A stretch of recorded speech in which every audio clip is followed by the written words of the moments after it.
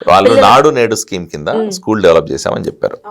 నాడు నేడు కింద స్కూల్ డెవలప్ చేసుంటే, స్కూల్ బిల్డింగ్ మొత్తం చేసుంటే ఎందుకు కొన్ని స్కూళ్ళలో అసలు బేసిక్ ఫెసిలిటీస్ లేవు? ఈరోజు స్కూల్లో విద్యార్థులు ముఖ్యంగా చిన్నపిల్లలు, ఆడపిల్లలు, వాళ్ళు ప్రాపర్ బాత్రూమ్స్ లేని పరిస్థితి చాలా స్కూళ్ళలో ఉంది.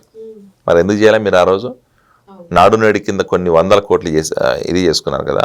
అలాగే డిజిటల్ ఎడ్యుకేషన్ అని చెప్పి ట్యాబ్స్ ఇష్యూ చేసి ఆ బైజూస్ సంస్థతో టైప్ పెట్టుకొని ఎన్ని కోట్లు స్కామ్ చేశారు చూసాం కదా.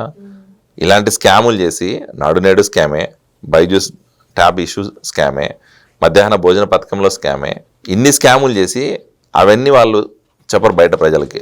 ఈరోజు కూటమి ప్రభుత్వంలో విద్యాశాఖలో సమూలమైన మార్పులు తీసుకొచ్చి, ఎన్నో రిఫార్మ్స్ తీసుకొచ్చి, మధ్యాహ్న భోజనం సప్లై చేసి, ప్రాపర్ స్కూల్ కిట్స్ ఇష్యూ చేసి, అలాగే పిల్లల తల్లులకి ఏదైతే మా హామీ ఇచ్చామో ఈరోజు అమ్మఒడి పథకం కింద ఆ డబ్బులు టైంకి ఇష్యూ చేసి 10,000 రూపాయలు ఏదైతే హామీ ఇచ్చాం, 10,000 రూపాయలు డబ్బులు ఇచ్చాం.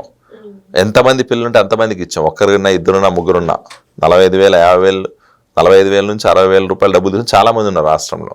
ఈ రకంగా ఏంటంటే కూటమి ప్రభుత్వం ఇచ్చిన హామీ నిలబెట్టుకొని విద్యాశాఖలో సమూలమైన మార్పులు తెచ్చి ఈరోజు చేస్తూ ఉంటే అది వాళ్ళు చూసి ఓడ్చుకోలేక ఇలాంటి మాటలు మాట్లాడుతున్నారు. అన్ఫార్చునేట్ ఏంటంటే ఈరోజు రాష్ట్రంలో జరుగుతున్న ఈ విద్యాశాఖలో చేంజెస్ సెంట్రల్ గవర్నమెంట్లో ఉన్న వాళ్ళు కూడా అప్రిషియేట్ చేసే పరిస్థితి ఉంది. సెంట్రల్ గవర్నమెంట్లో ఉన్న ఏదైతే ఈరోజు సవ్య శిక్ష అభినయం ఏదైతే ఉందో వాళ్ళు దీన్ని ఇన్స్పిరేషన్గా తీసుకొని వేరే వేరే రాష్ట్రాలకి రెఫర్ చేసే పరిస్థితి ఉంది.